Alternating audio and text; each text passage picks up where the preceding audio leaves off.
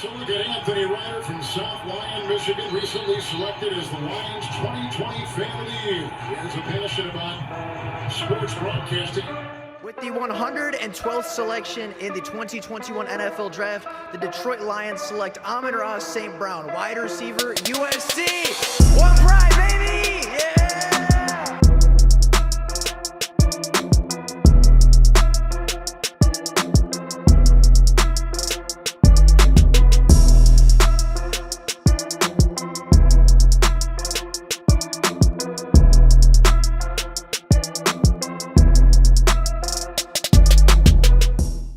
What is going on, everybody? Welcome back to another Detroit Lions video. Now, the Detroit Lions officially have their 53-man roster. Yet Tuesday on stream, we took a look as the Detroit Lions made some cuts, released some players, waived guys that weren't going to make the 53, and officially went through the process of building their roster. Now, unfortunately, we didn't get to quite finish the video. We didn't get to quite finish the live stream with the entirety of the 53-man roster being released, but they have done so since. And the Detroit Lions have made some very interesting decisions when building up this roster, as well as construct a 12-man practice squad to help the Detroit Lions out. That means they have 4 more additions to still make to the practice squad, but as of right now, we have 11 members. We have 53 players on the active roster, and we're going to take a look at how this roster has been constructed, take a look on whether or not the Detroit Lions made the right decisions when building the 2023 team. So, let's start off with the quarterbacks. Jared Goff and Teddy Bridgewater are the only 2 quarterbacks active on the roster, as Hendon Hooker is on the NFI list after tearing his ACL at the collegiate level a season ago, and Nate Sudfeld was placed on IR after tearing his ACL in week 3 of the NFL preseason. Hendon Hooker, Teddy Bridgewater, and Jared Goff are the only 2 active members on the roster. However, the Detroit Lions just a few hours ago this morning ended up signing David Blau from the Arizona Cardinals to be on the practice squad to officially be the 3rd quarterback. Now, running back is where things really get interesting, as first-round pick Jahmyr Gibbs and free agent David Montgomery are the only 2 active running backs on the team. Of course, Jason Cabinda is there as well, but he is a fullback, not really a running back. Does fall under the same category for some, but I tend to separate them. Lions have 2 real running backs on the team, Jahmyr Gibbs and David Montgomery. Craig Reynolds was released and has yet to be brought back to the team. The Detroit Lions have added a running back to their practice squad, but up to this point, the Lions have just 2 active running backs on the roster. Again, David Montgomery and Jahmyr Gibbs, with Jermar Jefferson being placed on injured reserves very recently. The Lions are going very light at the skill positions and very light on the offensive side of the ball this year, as they feel like a lot of their depth comes from defense and a lot of their playmakers on offense don't really need to be replaced. Now, taking a look at the wide receivers, the Lions currently hold 5 wide receivers, not including Jameson Williams, who is missing the first 6 games with suspension. Amon-Ra St. Brown is, of course, your number 1, with Marvin Jones being your wide receiver 2. Your depth wide receivers come from Josh Reynolds, Khalif Raymond, and 7th-round pick Antoine Green.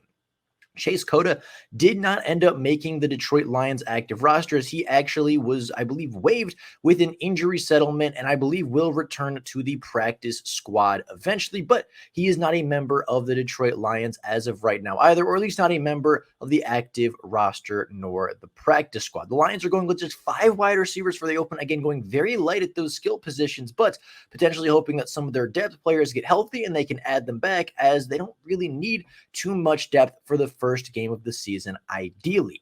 Now, looking at tight end, the Detroit Lions carry just 3 tight ends. Again, a little bit light at the position, with Sam Laporta being your tight end 1, Brock Wright being your tight end 2, and James Mitchell being your tight end 3. Shane Zylstra, a big-time playmaker last year for the Lions in the receiving game, is going to miss the entirety of the season with a knee injury suffered in training camp.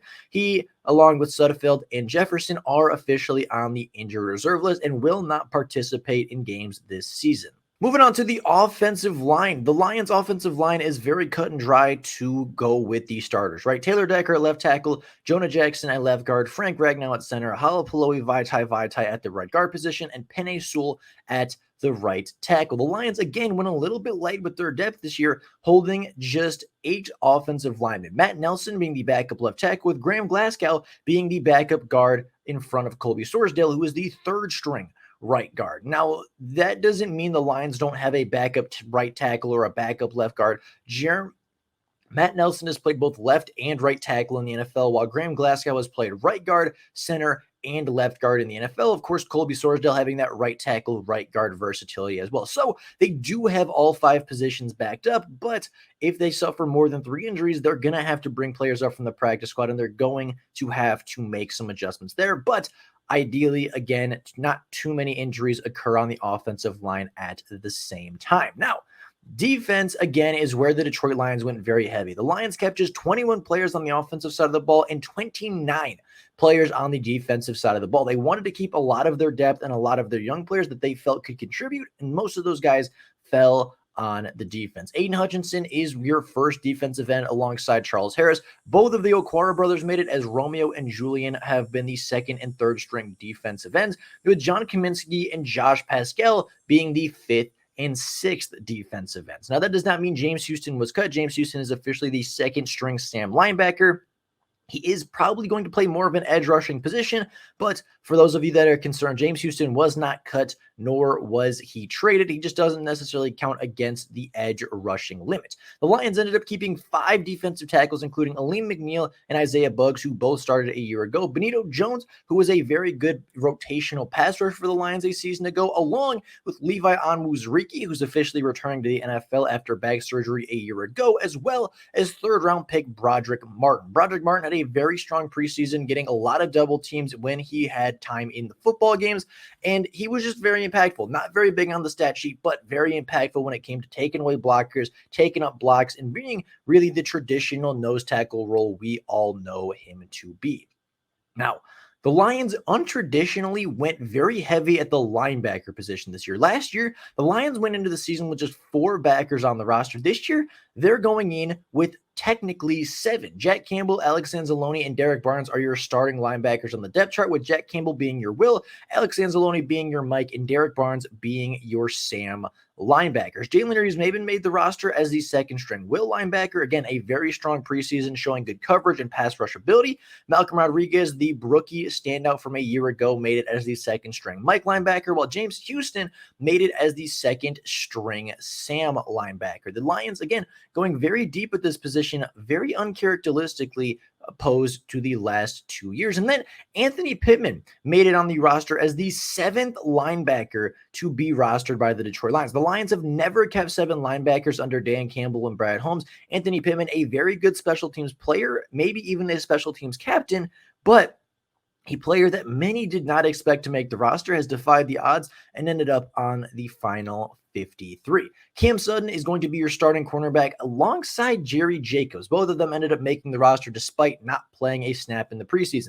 Emmanuel Mosley is your second string right cornerback. He was officially activated from the physically unable to perform list a few days ago on Tuesday and took up a roster spot there. Brian Branch is considered a cornerback as well, as he is the second string left cornerback, while Stephen Gilmore, Khalil Dorsey, and Will Harris take up the remaining of those cornerback spots. The Lions again held 1, 2, 3, 4, 5, 6, 7. They hold 7 cornerbacks on the roster. Again, going a little bit deep there with 4 safeties in total. Kirby Joseph, CJ Gardner-Johnson, Ifeatu Melifonwu, and Tracy Walker make up the remainder of that secondary, meaning the Lions have 11 secondary members on the roster right now, 6 linebackers, 7 edge rushers, as well as 5 defensive tackles. A very deep defensive core for the Lions, and a team that a lot of people expect most of these guys to play, even going down to Josh Pascal, Benito Jones, Julian Okwara, and maybe even Will Harris, Stephen Gilmore. A lot of people expect these players to play and be impactful for the 2023 Lions.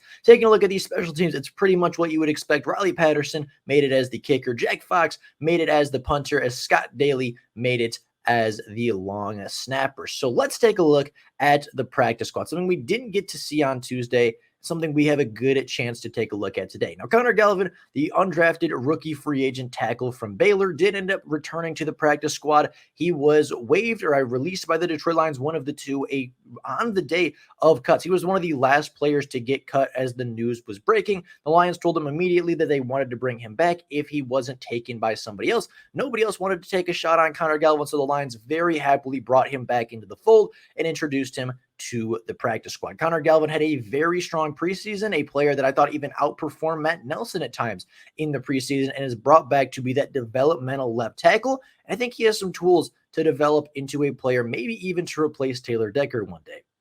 Michael Badgley, the kicker, the Lions kicker from last season, who went 24 of 28 on field goals and 100% on extra points, has also returned after failing to make another roster in the preseason. Not that he was bad, just that the team wanted to go in a different direction. We know Michael Badgley can hit the deep kicks. We know that he's very accurate. So if nothing else, we have a fallback into Michael Badgley, who again last year was pretty good, 24 of 28 kicks and 28, I believe, of 28 for extra points. Chase Lucas, the first player waived by the Detroit Lions in the cuts process, was brought back almost immediately. Chase Lucas was said that he had many other offers from different teams to go play and join their practice squads, but he wanted to return to the Detroit Lions, wanted to stay with the culture, wanted to stay with the secondary, wanted to stay with these teammates, and officially made his return to the Lions practice squad. Dylan Drummond, the UDFA standout from Eastern Michigan, and